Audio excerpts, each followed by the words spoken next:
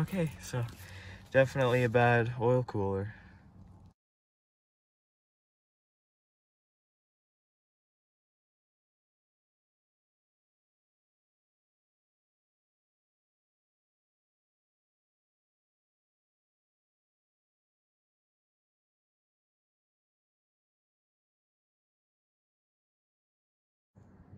Alright, so I got my part in, so I'm gonna start draining the cooling system here.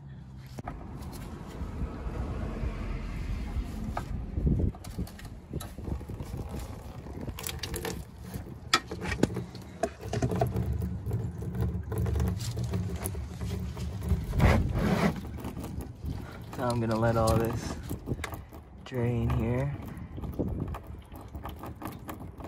Then we'll start taking the oil filter off and stuff. Okay, so I'm about to remove that.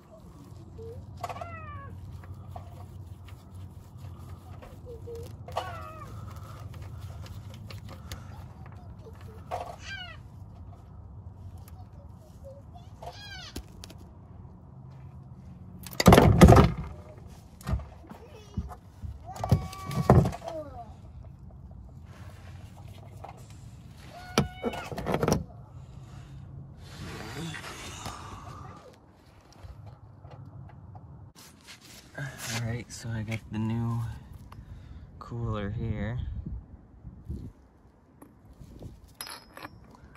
Yeah, I got the old one there, so I'm just gonna take that hose off there and put it onto this. And then I'm gonna put it back up in there. Before I put it on, I'm just gonna take some oil and lubricate that O-ring there. Alright, so I got that hose switched on. I'm just gonna lubricate the O-ring and put it back up in place. Okay, so I just lubricated the O-ring with oil. Now I'm just gonna lift it up in place and screw it in.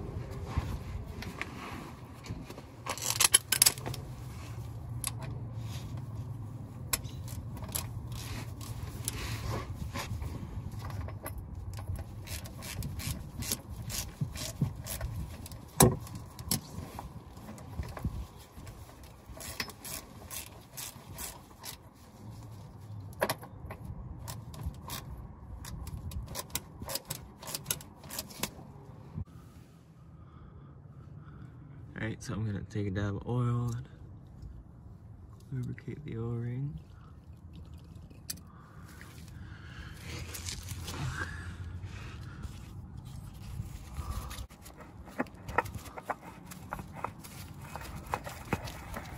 Press that on.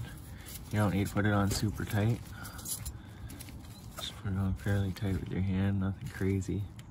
Because you want it to come off when you change the oil.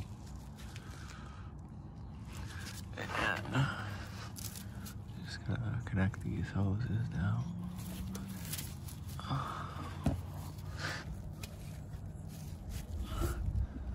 Alright, got the hoses in.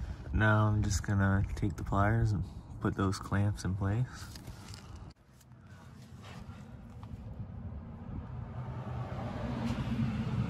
Okay, so the new cooler is installed, new oil filter. I'm gonna top up the oil and put in some new coolant.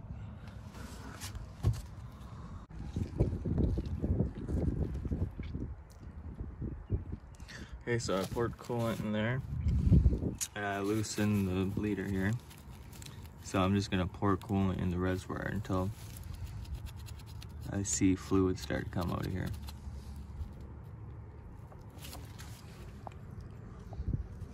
Now there's still remnants of oil in there. I've ran 3 radiator flushes and it didn't get it all. So I'm gonna run this coolant in it for probably about a month and then I'll switch it again and it should be good.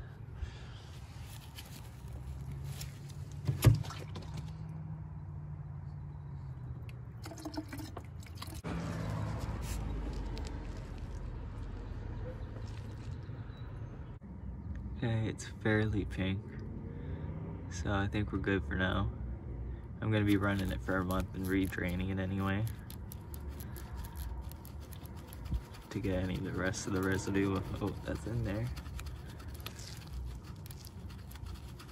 So I'm gonna close this up and we'll start it up and get the heat going.